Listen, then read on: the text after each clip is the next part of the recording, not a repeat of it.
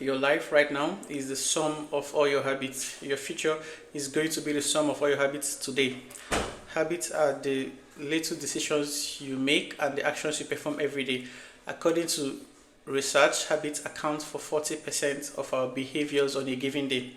It is what you repeatedly spend time thinking about and performing every day that ultimately shapes who you are.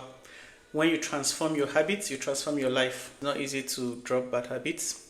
If you're like me, you've struggled with breaking bad habits over the years.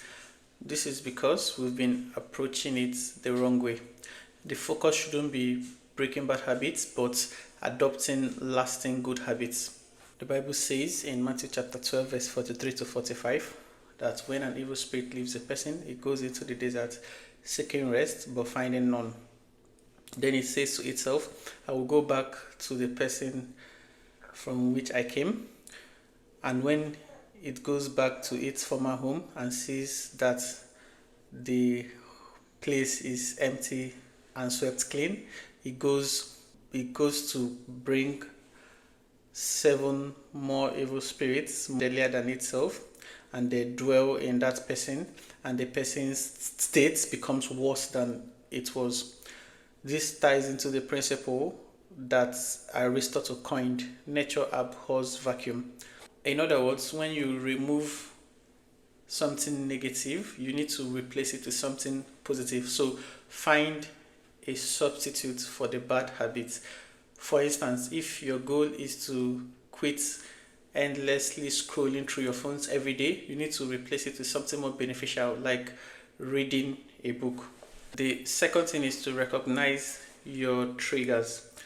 Many habits are driven by our emotions. So to prevent bad habits, you need to avoid being too hungry, too angry, too lonely, and too tired. Make good habits easy to do. You have a lifetime to improve. Begin small. Focus on consistency over intensity. Use the 2 minutes rule. Perform the habits that you want to adopt for 2 minutes every day until they become a part of you. The last point is make the habit satisfying. Our brains are wired to seek rewards, so it's difficult to stick to habits that don't provide a sense of satisfaction. The trick is to pair an action you want to do with an action that you need to do. For example, when you want to walk on a treadmill, you can watch your favorite show while at it. I hope you found this as insightful as I thought. Let me know. Cheers.